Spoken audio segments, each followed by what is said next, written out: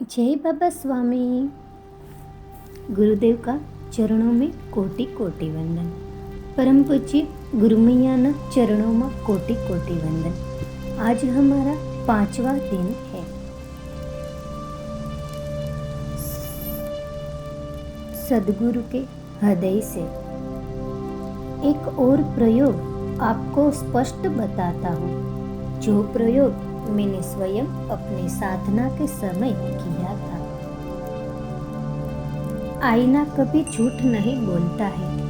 आप जब आईने के सामने खड़े रहते हो तो जो विचार आपके अंतर्मन में चलते रहते हैं वे आईने के सामने खड़े होने पर बाहर आ जाता है। आप अगर आईने के सामने भी शांति का अनुभव कर सको तो समझो आप भीतर से भी शांत है। आप प्रयोग करके देखो। कुछ समय यह सामूहिक संस्कार साधना करने के बाद आप प्रयोग करके देख सकते हो कि आप नहाकर आओ और कम वस्त्रों में आईने के सामने बैठो और अपनी आंखों में आंखें डालकर यह मंत्र से कुछ समय ध्यान करो। आंखें खुली होनी चाहिए। फिर आप देखो आपके भीतर चैतन्य का एक प्रवाह आपको अनुभव होगा। आईना हमारे ही भीतर की स्थिति को 2 गुना कर देता है। यह कार्य चंद्र भी करता है, गुरु भी करता है। मैंने इस बार यह गुरु शक्तियों से जाना कि यह साधक अच्छे हैं, इसीलिए इन्हें आत्म साक्षात्कार मिला है, तो इनकी प्रगति क्यों नहीं होती है। उन्होंने कहा, तुमने गुरु मंत्र देकर उन्हें स्पीड तो दे दी, लेकिन नियंत्रण तो उन्हें ही उनका करना है। उनके आसपास का वातावरण, आसपास के लोग नियंत्रित नहीं है और इसी कारण उनको अपनी गति का नियंत्रण नहीं रखते आ रहा है। इसीलिए अब सामूहिक संस्कार साधना के अभियान से उन्हें प्रथम अपने आप पर नियंत्रण करना सीखा, क्योंकि चित्त केवल शुद्ध और पवित्र होना बाकी नहीं है, साथ साथ उनका चित्त पर नियंत्रण भी आवश्यक है। चित्त पर नियंत्रण आत्मा ही कर सकती है। इसीलिए आप सभी पवित्र और शुद्ध आत्मा बने, यही प्रभु से प्रार्थना है। आप सभी को खूब खूब आशीर्वाद। आपका बाबा स्वामी। 5/2/2015 गुरुवार। सदगुरु के हृदय से दिनांक 12/2/2015 गुरुवार। सभी पुण्य आत्माओं को मेरा नमस्कार। अभी हाल ही में मुझे किसी ने पूछा, स्वामी जी केवल 16 साल में समर्पण ध्यान योग का प्रचार इतने विश्व स्तर पर कैसे हो पाया और इतनी लाखों की संख्या में अलग अलग जाति के, धर्म के, भाषा के, देश के लोग इसमें कैसे जुड़ पाए। इस सफलता का क्या रहस्य है।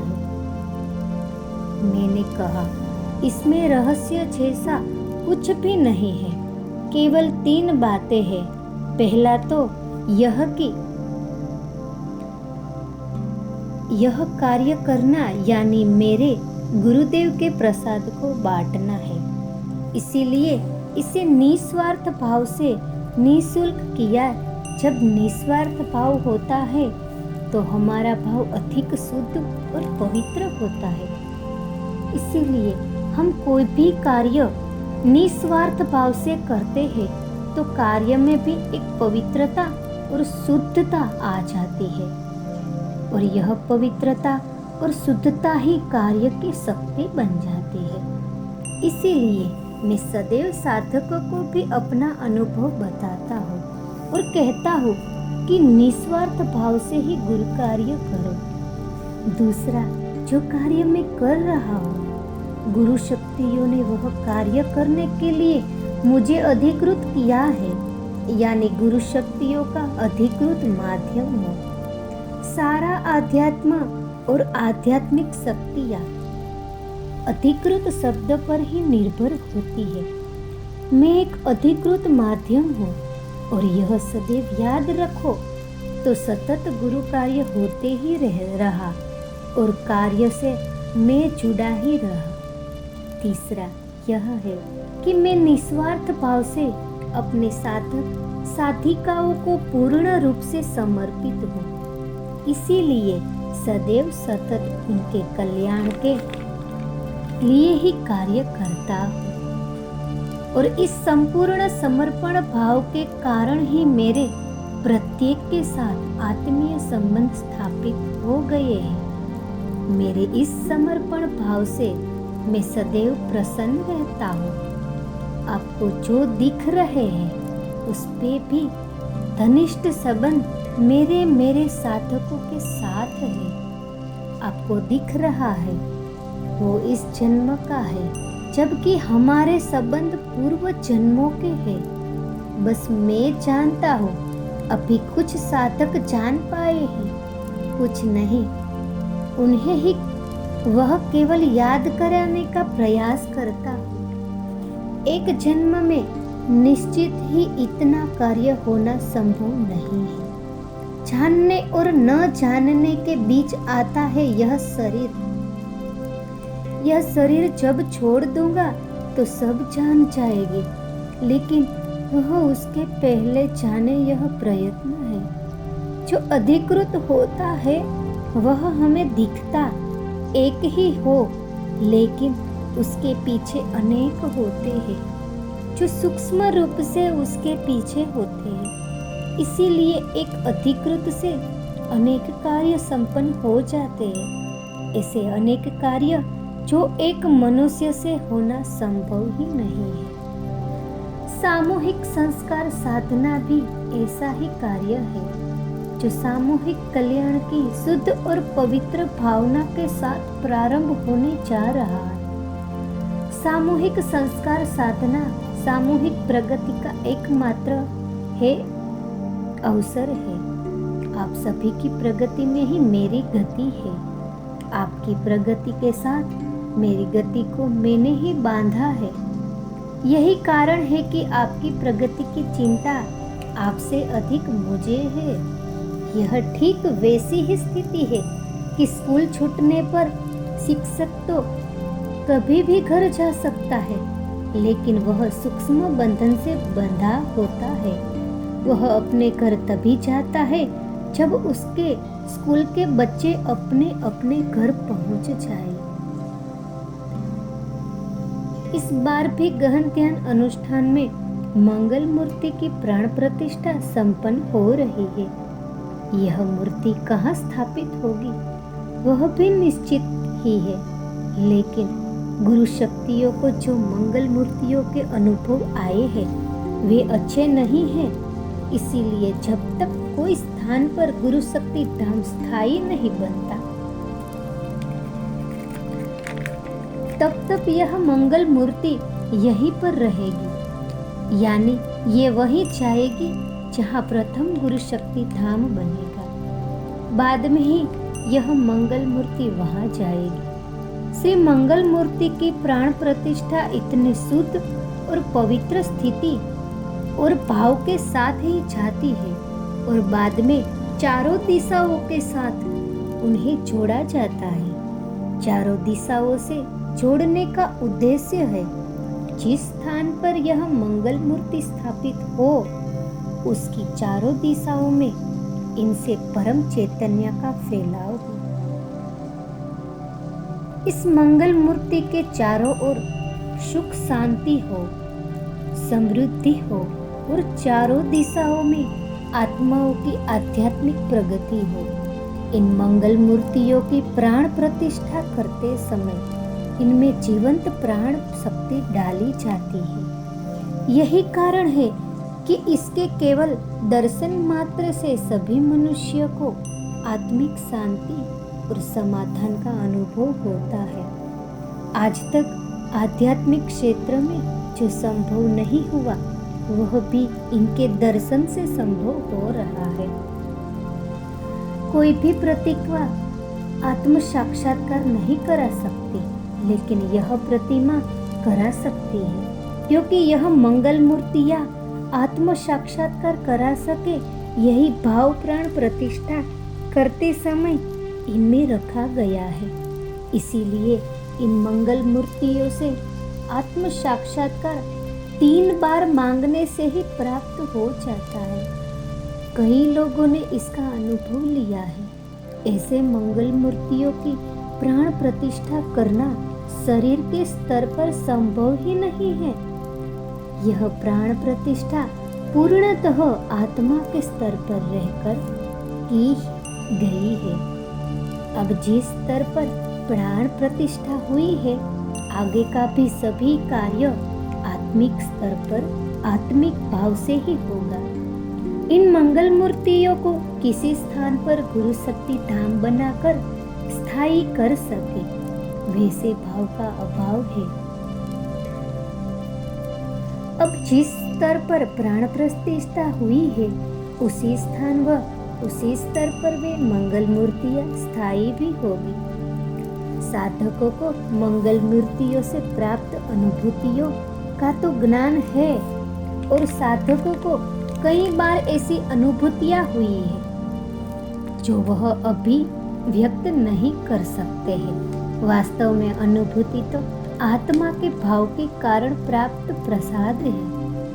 शरीर को कोई प्रसाद मिला तो शरीर से अभिव्यक्त किया जाता है कि प्रसाद में यह मिला है, और उस प्रसाद का स्वाद भी जी हाँ याद कराती है कि प्रसाद बहुत अच्छा था। और जब आत्मा को भी अनुभूति के रूप में प्रसाद मिलता है तो आत्मा उस अभिव्यक्त नहीं कर सकती है। यह तो गूंगा गुड़ खाए तो गुड़ का स्वाद कैसे कैसे बताए वाली ही स्थिति होती है। इन मंगल मूर्तियों के सामने आत्मा जैसा भाव लेकर जाती है, अनुभूति रूपी प्रसाद भी अनेक भाव के जैसा ही मिलता है। यहाँ पर एक ही प्रकार का प्रसाद नहीं मिलता है। जैसा साधक का भाव रहता है वैसे ही उसे प्रसाद भी मिलता है, लेकिन प्राप्त अनुभूति रूपी प्रसाद को वह अभिव्यक्त नहीं कर पाता है। इसीलिए किसी अन्य को उसका पता नहीं चलता है। सभी कार्य बड़े सूक्ष्म रूप से होते हैं, जो केवल शरीर के स्तर पर जाकर दर्शन करता है। वह वहाँ आकर अच्छा लगा ये अनुभव बताता है। अब अच्छा लगा यह तो आत्मा का ही अनुभव है, लेकिन साधक शरीर के स्तर पर होने के कारण शरीर से ही अनुभव करता है और शरीर से ही अभिव्यक्त करता है। आज युवा वर्ग की भाषा में बताए तो मंगल मूर्ति की प्राण प्रतिष्ठा करते समय वह आत्मा साक्षात्कार दे सके, ऐसी उसने प्रोग्रामिंग की हुई है। अब यह सब अनुभव का ज्ञान साधकों को है, लेकिन कितने शुद्ध और पवित्र भाव के साथ प्राण प्रतिष्ठा की गई है इसका ज्ञान नहीं है। जिस शुद्ध और पवित्र भाव से प्राण प्रतिष्ठा की है, आगे का सब निर्माण भी उसी स्तर पर ही हो पाएगा। मंगल मूर्तियों की पवित्रता और शुद्धता के कारण ही कई साधक मूर्तियों के सामने ध्यान करने को बैठते हैं और ध्यान में जाने से बजाय सो जाते हैं। जो इसीलिए सो जाते हैं क्योंकि ध्यान करने की उनके शरीर को आदत ही नहीं है। उनका शरीर 2 ही स्थितियां जानता है, या तो सदैव विचार करके ही स्थिति, या तो सो जाने की स्थिति। ध्यान में रहकर निर्विचार रहने की स्थिति की उनको आदत ही नहीं होती है। एक स्थिति निर्विचारता की भी होती है, जिस स्थिति में से ध्यान में जाया जाता है, लेकिन इस स्थिति के लिए नियमित अभ्यास की आवश्यकता है। यह सब बातें हैं प्राण प्रतिष्ठा के बाद के दर्शन की, लेकिन प्राण प्रतिष्ठा के समय की स्थिति तो और ही अलग और उच्च होती है। ऐसे वातावरण में प्रवेश करना और 2 घंटे कार्य करना और वापस जाना और भी दिव्य कार्य है। गुरु माँ यह दिव्य योगदान दे रही है। प्रतिदिन भोजन नियमित बनाती है, यह जानकर भी कि यह खाया जाएगा यह भी निश्चित नहीं होता।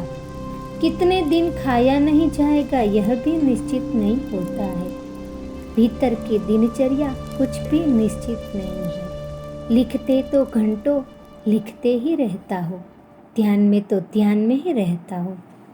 आत्मा के अधीन पूरा शरीर है। घंटों वटवृक्ष के नीचे ही ध्यान में लीन हो जाता हो।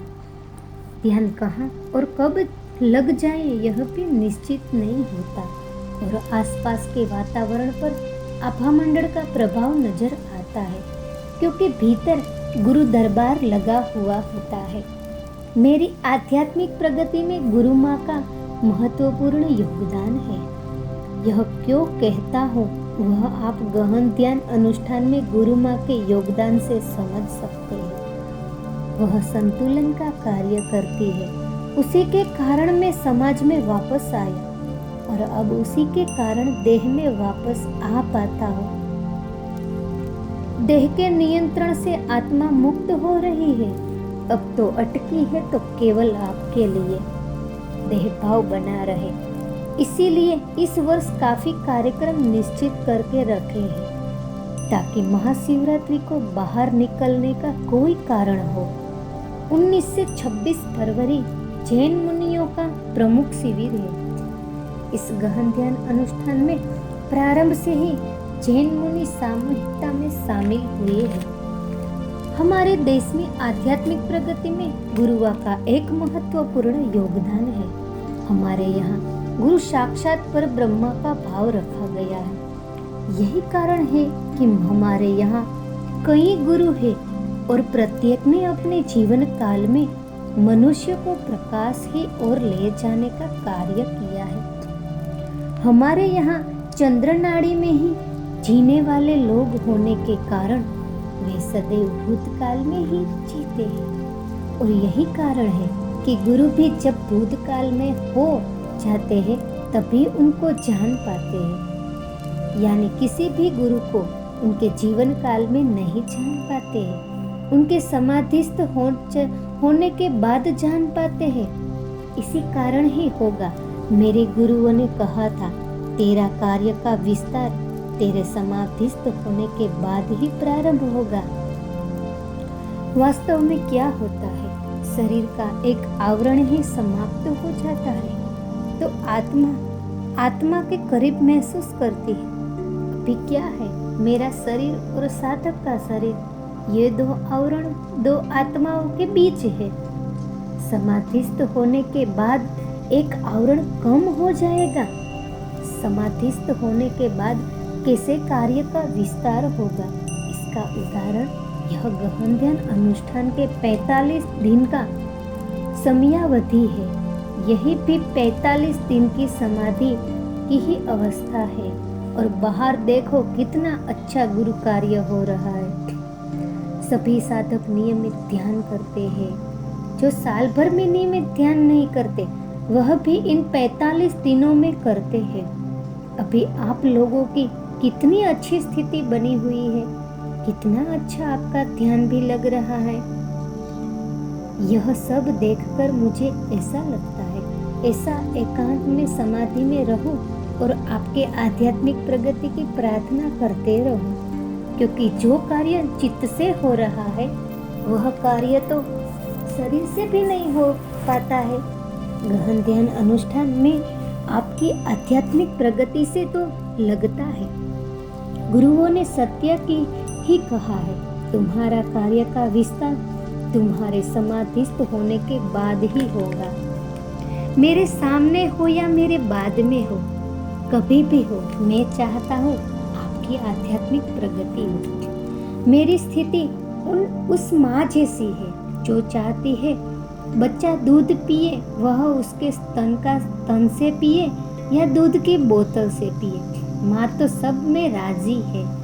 जिस प्रकार आपकी माँ आपको जितना जानती है उतना दुनिया में आपको कोई नहीं जानता, क्योंकि दुनिया में आने के 9 माह पूर्व आपको वह जानती है।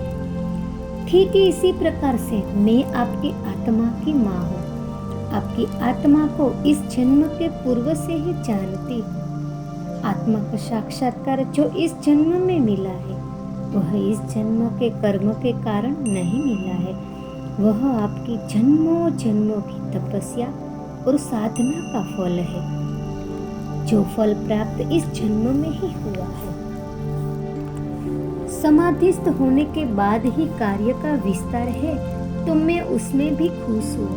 मैंने तो समाधि पर भी गुरुओं से चर्चा प्रारंभ कर दी है। समाधि के बारे में एक एक निर्देश भी मुझे प्राप्त हो रहे हैं। कैसी हो, किस स्थान पर हो, किस प्रकार से निर्माण हो, समाधि स्थल अपना स्थान कैसे पवित्र रख सके, किस दिशा में हो, उसके आसपास किसका स्थान खाली रहना चाहिए, समाधि निसर्ग के साथ जैसी जुड़ी हुई हो, समाधि कैसा चैतन्य ग्रहण कर सके, कैसे चैतन्य प्रदान कर सके, किस तरीके से बांधकाम किया जाए, कितने ऊंचाई पर समाधि स्थल हो, समाधि स्थल को कितना समय का एकांत की आवश्यकता होगी,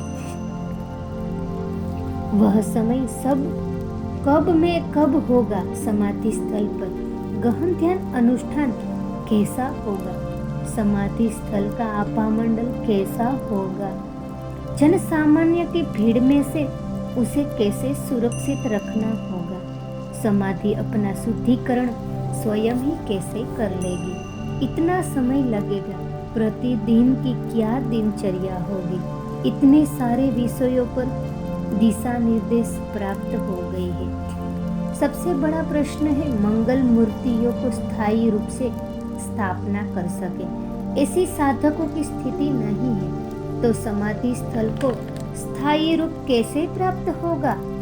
यही सब देखते हुए सामूहिक संस्कार साधना को इस महाशिवरात्रि के प्रारंभ कर रहे हैं।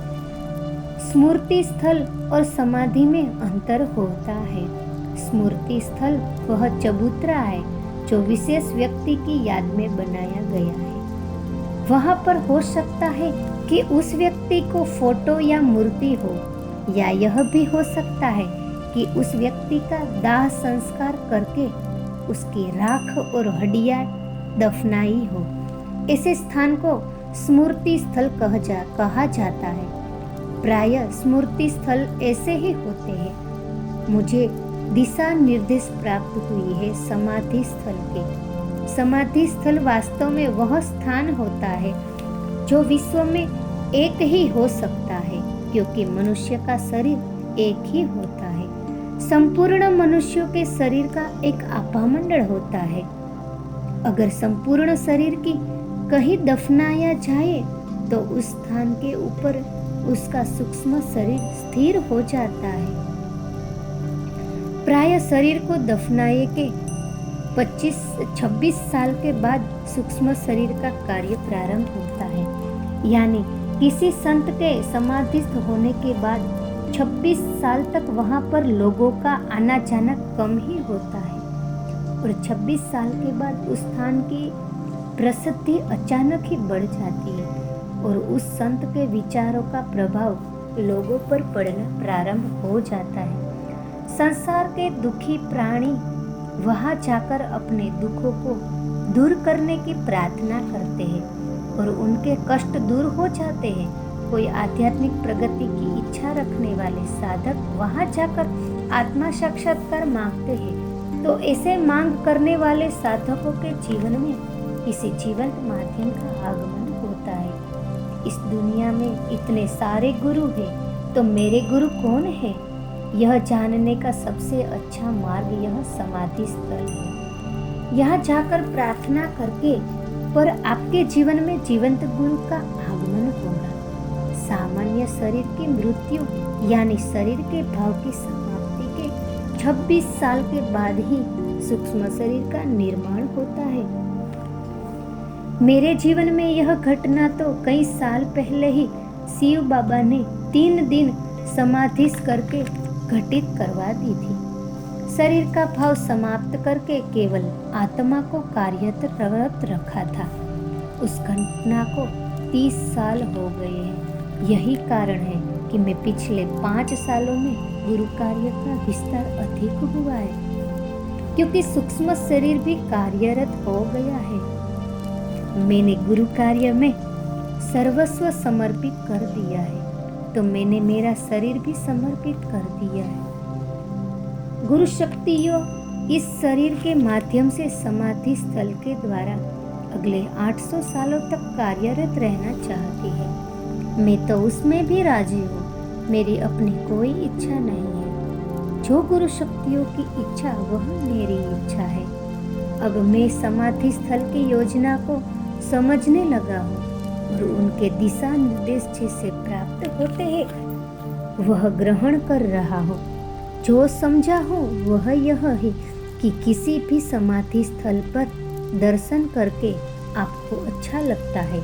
यानी क्या होता है, उस समाधि स्थल पर वह शरीर रखा गया है जो शरीर अपने जीवन में लाखों आत्माओं के साथ जुड़ा था और लाखों आत्माएं उसके साथ जुड़ी हुई थी। यानी समाधि स्थल पर सामूहिक शक्ति विद्यमान होती है।